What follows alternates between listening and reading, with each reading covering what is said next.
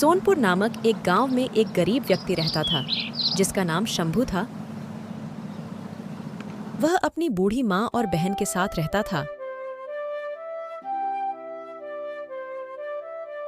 शंभू बहुत गरीब था और अपने परिवार के पालन पोषण के लिए जंगल से लकड़ियां लाकर बाजार में बेचता।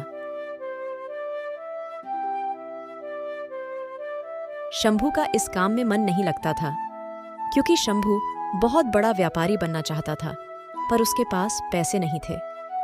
वो अक्सर बाजार जाता और व्यापारियों को देखता और उन जैसा बनने की कल्पना करता। एक दिन उसने दो व्यापारियों की बात सुनी।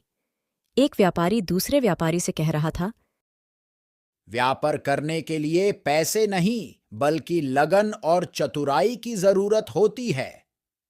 कोई चाहे तो वह जो कूड़े पर मरा चूहा पड़ा है उससे भी व्यापार शुरू कर सकता है।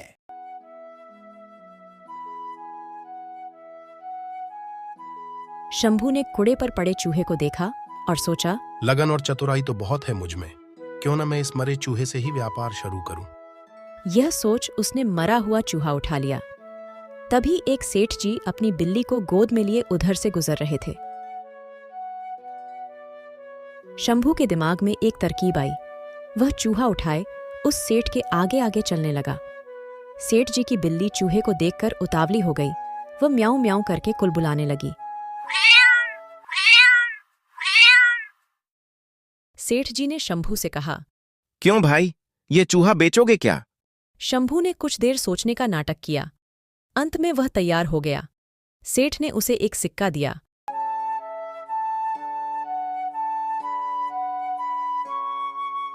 शंभू सिक्का लेकर आगे चला। इस एक सिक्के से क्या किया जाए? तभी उसे आगे एक प्याऊ नजर आई। लोग पानी पीकर प्याऊ वाले को धन्यवाद देते जा रहे थे। कुछ उसे पैसे भी दे रहे थे। यह देखकर शंभू ने सोचा कि क्यों ना यही काम किया जाए।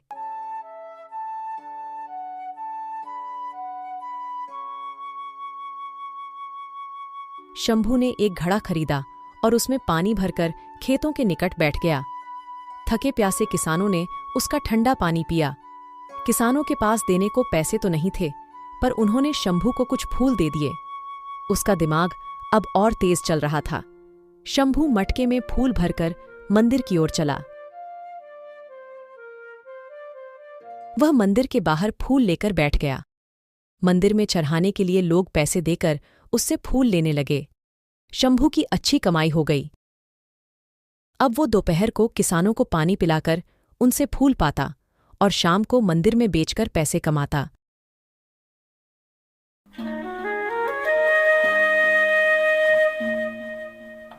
एक दिन उसने किसी से सुना कि एक बड़ा व्यापारी अगले महीने 500 घोड़े लेकर शहर आने वाला है।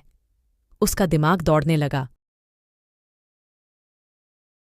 वो घड़े में पानी व गुड़ डालकर जंगल की ओर चल दिया।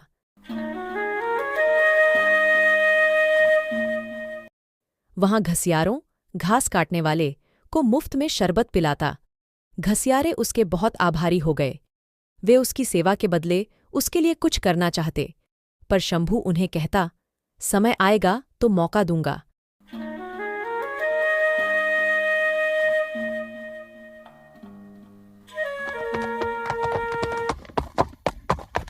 एक दिन वो समय भी आ गया जब घोड़े का व्यापारी अपने 500 घोड़े लेकर शहर आ गया।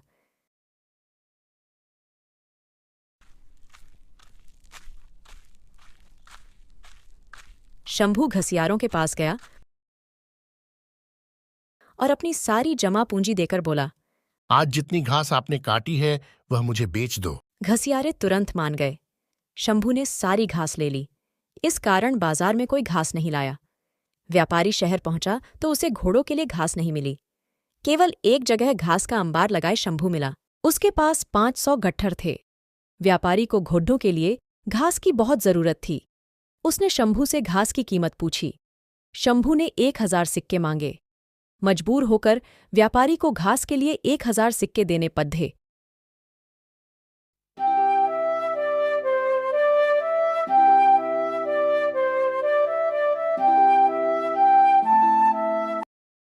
कुछ ही दिनों बाद एक जहाज माल लेकर आया। नगर के व्यापारियों के दल के पहुंचने से पहले ही शंभू जहाज के व्यापारियों के पास पहुंच गया और उसने 1000 सिक्के अग्रिम देकर जहाज का सारा माल खरीद लिया। नगर के व्यापारियों को शंभू से माल खरीदना पड़ा। शंभू ने व्यापारियों से पैसे लेकर जहाज वालों को पूरी कीमत दे दी। शहर के व्यापारियों में शंभू मशहूर हो गया। सब उसकी चतुराई के कायल हो गए।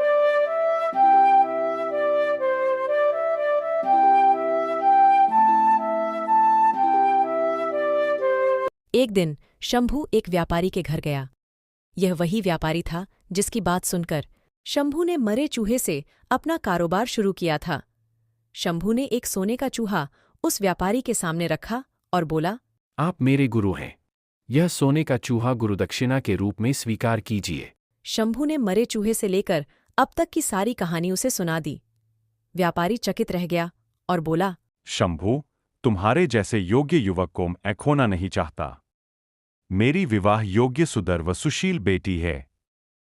तुमसे योग्य वर मुझे उसके लिए नहीं मिल सकता। मुझे गुरु दक्षिणा के रूप में यही संबंध चाहिए। शंभू ने रिश्ता सहर्ष स्वीकार कर लिया। कहानी की शिक्षा: मेहनत, लगन और चतुराई से किसी भी कार्य में सफलता प्राप्त की जा सकती है। हमेशा प्रयास करते रहें, सफल होते रहें और आगे बढ़ते रहें। एक समय की बात है, एक छोटे से गांव में रवि नाम का एक दूध वाला रहता था। उसके पास एक गाय थी जो पूरे गांव में सबसे स्वादिष्ट और अधिक मात्रा में दूध देती थी।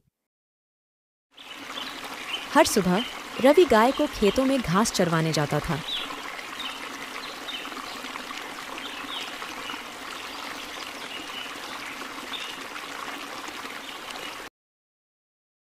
और वापस आकर गाय का दूध निकालता और गांव के लोगों तक पहुंचाता था। गांव के लोगों को रवि के गाय की दूध बहुत पसंद थी।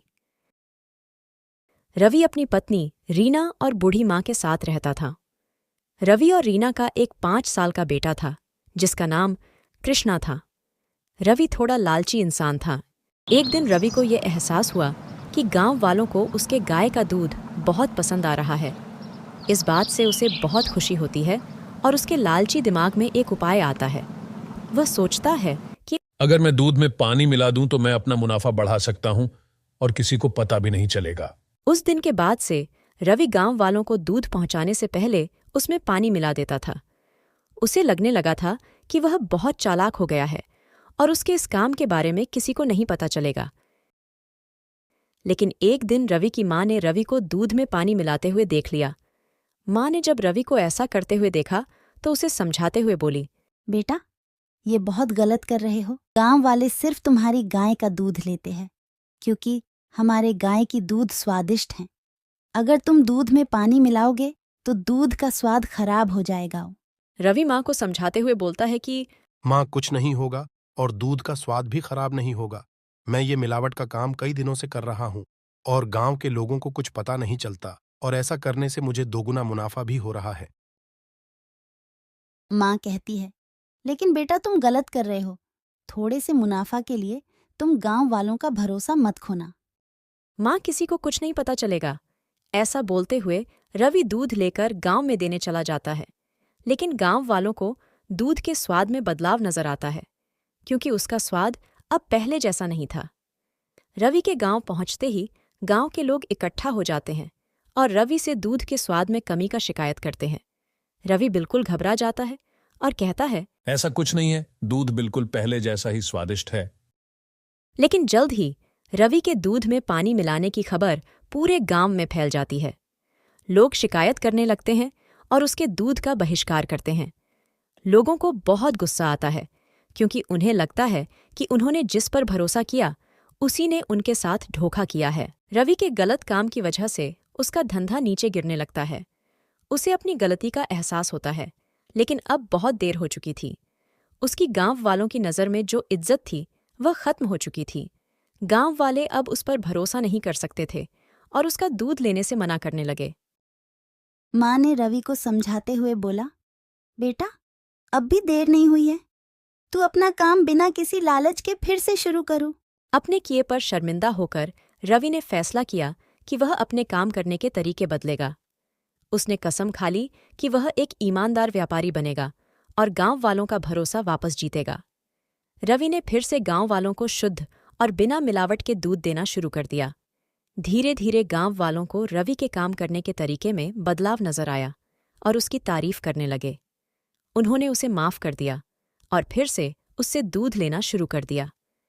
रवि ने ईमानदारी के महत्व और लालच के परिणामों के बारे में एक जरूरी सबक सीख ली। उस दिन के बाद से रवि एक ईमानदार दूध वाले के नाम से जाना जाने लगा। उसे उसकी खोई हुई इज्जत और गांव वालों का भरोसा वापस मिल गया। उसका धंधा फिर से चलने लगा। उसे समझ आ गया कि असली सफलता ईमानदार होने और ईमानदारी से दूसरों की सेवा करने से है। लालच से अस्थायी लाभ हो सकता है, लेकिन यह अंततः भरोसे को खत्म कर देता है। हालांकि ईमानदारी और निष्ठा लंबे समय तक चलने वाली सफलता और सम्मान की कुंजी है।